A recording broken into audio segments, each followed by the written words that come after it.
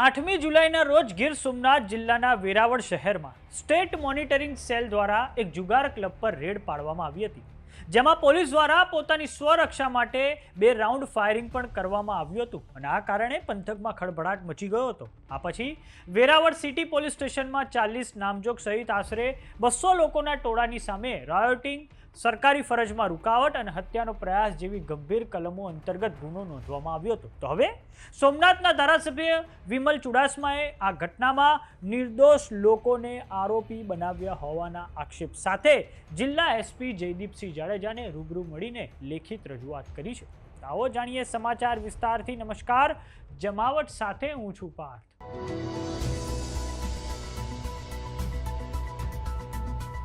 ગીર સોમનાથના વેરાવળમાં 8 જુલાઈના રોજ જુગાર ક્લબ પર એસએમસીની રેડ દરમિયાન ફાયરિંગની ઘટના બની હતી। આ ઘટના બાદ 200 લોકોના ટોળા સહિત 2 ફરિયાદોમાં અનેક આરોપીઓના નામ દાખલ કરવામાં આવ્યા હતા। પોલીસે આ મામલે 21 લોકોની ધરપકડ કરી છે અને તેમના 7 દિવસના રિમાન્ડ મેળવ્યા છે। આ સમગ્ર મામલે ગીર સોમનાથના ધારાસભ્ય વિમલ ચુડાસમા દ્વારા હવે જિલ્લા એસપી જયદીપસિંહ જાડેજાને રજૂઆત કરવામાં આવી છે। ધારાસભ્ય વિમલ ચુડાસમાનું કહેવું છે કે વેરાવળ શહેરમાં નોંધાયેલા ગુનામાં અંદાજે 200 લોકોના ટોળા સામે ગંભીર કલમો હેઠળ ગુનો નોંધાયો છે। આ ઉપરાંત અનેક મહિલા પુરુષોની ખોટી રીતે અટકાયત કરવામાં આવી છે। આ સમગ્ર ઘટનાની તટસ્થ અને ન્યાયિક તપાસ થવી જ જોઈએ। સાથે જ ભારતીય ન્યાય સંહિતાની કલમ 109 સબક્લોઝ 1 સહિતની જે ગંભીર કલમો છે તેને દૂર કરી દેવી જોઈએ। આ વિસ્તારમાં કોળી સમાજ ખૂબ મોટી સંખ્યામાં રહે છે, ત્યારે 8 જુલાઈના રોજ જે ફાયરિંગની ઘટના બની તેમાં કોળી સમાજના લોકો ઘરની બહાર દોડી આવ્યા હતા, ત્યારે આ નિર્દોષ લોકોના નામ પણ ફરિયાદમાંથી કાઢી નાખવામાં આવે તેવી માંગ પણ હવે તેમણે કરી છે। આ સમગ્ર મામલે ગીર સોમનાથના ધારાસભ્ય વિમલ ચુડાસમાની પ્રતિક્રિયા સામે આવી છે। આવો સાંભળીએ તેમણે શું કહ્યું છે। મારું નામ વિમલ ચુડાસમા છે, હું સોમનાથના ધારાસભ્ય તરીકે સેવા આપું છું।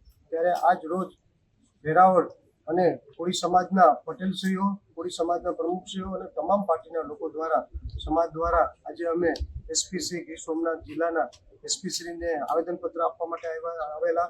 8 તારીખના રોજ જે એસએમસી દ્વારા જે રેડ પાડવામાં આવેલી હતી અને જે જુગારધામમાં જે જુગાર રમતા હતા એની ઉપર લીગલી કાર્યવાહી થાય તો અમને કંઈ વાંધો નથી, પણ જે ખોટી રીતે જે નામ લખવામાં આવ્યા છે, જે એસએમસીને જે તેમના બાતમીદાર દ્વારા ખોટા નામ આપવામાં આવ્યા છે અને જે બાતમીદાર હોય એ ઘણીવાર એમને પોતાને વાંધો હોય છે અને પોતાને વાંધો હોય છે તો એમના નામ લખવામાં આવ્યા છે।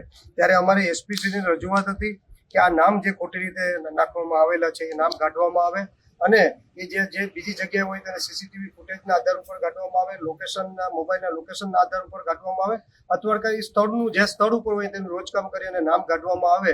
અને એ સિવાય પણ જ્યારે અન્ય 200 લોકોના નામ ઉમેરવામાં આવ્યા છે કે અન્ય 200 લોકો છે, પણ ઘણે ઘણું ત્યાં વિસ્તાર છે, કોળી સમાજનો મોટો વિસ્તાર છે, ત્યાં અંદાજે 5000થી લોકો વધારે રહેતા હોય અને એ દરમિયાન રાતના 10 વાગ્યા હોય, કોળી સમાજના લોકો મજૂરી કરતા હોય, ખેતી કરતા હોય, નોકરી કરતા હોય અને 10 વાગ્યાના સમયે વહેલા સૂઈ ગયા હોય ને એ સમયે આકાશમાં ફાયરિંગ થતું હોય તો એ ડરના મારે લોકો બહાર નીકળી ગયા અને એના કારણે ટોળા જોવા માટે ત્યાં ઉભેલા હતા અને એ ટોળા ઉભેલા હતા એને પણ એવું બતાવવામાં કે 200 જણા પણ આમાં સામેલ છે તો એમના નામ પણ કાઢવામાં આવે ને એ સિવાય પણ જે જુગાર રમતા હોય અને જે લીગલી જે કાર્યવાહી થતી હોય, જે સરકારી નીતિ નિયમ પ્રમાણે જે ગુના દાખલ થતા હોય તો એ ગુના દાખલ કરવામાં આવે। પણ જે 307 જેવો ગંભીર ગુનો છે, જે તમે વિડીયોમાં જોઈ શકો કે વિડીયોમાં તમે 15 કે 20 લોકો જે છે એ જે પીએસઆઈ છે એમને રજૂઆત કરતા હતા, એમના હાથમાં કોઈ હથિયાર નહોતું કે એમને કોઈ એવું કામ નહોતું કર્યું વિડીયોમાં કે જેનાથી આવો ગંભીર ગુનો બની શકે। એટલે આ ગંભીર ગુનો પણ ખોટી રીતે નાખવામાં આવ્યો છે અને એ સિવાય પણ તમે જોવો તો આટલા મોટી સંખ્યામાં ત્યાં લોકો હોય અને ત્યાં 200 લોકો લખેલા હોય પણ ખરેખર તમે વિડીયો પણ જોઈ શકો તો 20 લોકોથી વધારે નથી। એ પણ ત્યાં પીએસઆઈને રજૂઆત કરતા હોય ને એ પણ કહેતા હોય કે અમારા ઘરવાળાને જવા દો એવી રજૂઆત કરતા હોય અને એ આધાર ઉપર પણ જો 307 લખવામાં આવી હોય તો એ પણ દૂર કરવામાં આવે। ફરી મારી વિનંતી છે કે ખોટી રીતે નામ લખવામાં આવે એ દૂર કરવામાં આવે। આ 200 જેટલા નામ જે વધારાના છે એ પણ દૂર કરવામાં આવે, 307 જેવી કલમ દૂર કરવામાં આવે એવી અમે એસપી શ્રી ગીર સોમનાથ જિલ્લાને રજૂઆત કરી છે અને રજૂઆતના આધાર ઉપર અમે તમામ આગેવાને સત્ય વાત કરી છે અને મેં પણ ત્યાં રૂબરૂ સ્થળ ઉપર જોઈ અને લોકોને પૂછ્યું છે ત્યારે અમને એસપી શ્રી દ્વારા ખાતરી આપવામાં આવી છે જે સત્ય હશે એમાં 100% તેમનો સાથ સહકાર રહેશે। ધારાસભ્ય વિમલ ચુડાસમાએ એસપી જયદીપસિંહ જાડેજાને જે રજૂઆત કરી તેની નકલ હવે રાજ્યના ગૃહમંત્રી, ગૃહ સચિવ અને રાજ્ય પોલીસ વડા અને રેન્જ આઈજીને પણ મોકલવામાં આવી છે। હવે આપણે જાણીએ કે આખી ઘટના હતી શું। તો ઘટના 8 જુલાઈની સાંજે વેરાવળના કોળીવાડા વિસ્તારમાં બની હતી. સ્ટેટ મોનિટરિંગ સેલની ટીમ ગુપ્ત માહિતીના આધારે એક ગેરકાયદેસર જુગાર ક્લબ પર દરોડો પાડવા ગઈ હતી. દરોડા દરમિયાન અચાનક મોટી સંખ્યામાં લોકો એકઠા થઈ ગયા હતા અને પોલીસ ટીમનો ઘેરાવ કરી લીધો હતો. ટોળાએ પોલીસની સરકારી કામગીરીમાં અવરોધ ઊભો કર્યો અને આક્રમક બનીને પોલીસ કર્મીઓ પર હુમલો કરવાનો પ્રયાસ કર્યો હતો.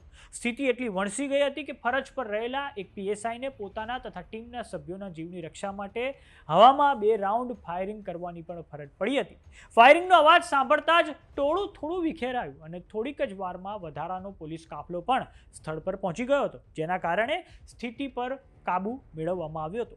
આ મામલે વેરાવળ સિટી પોલીસ સ્ટેશનમાં 40 નામજોગ સહિત આશરે 200 લોકોના ટોળા સામે રાયોટિંગ, સરકારી ફરજમાં રૂકાવટ, હત્યાનો પ્રયાસ જેવી ગંભીર કલમો હેઠળ 2 અલગ-અલગ ગુના નોંધવામાં આવ્યા છે.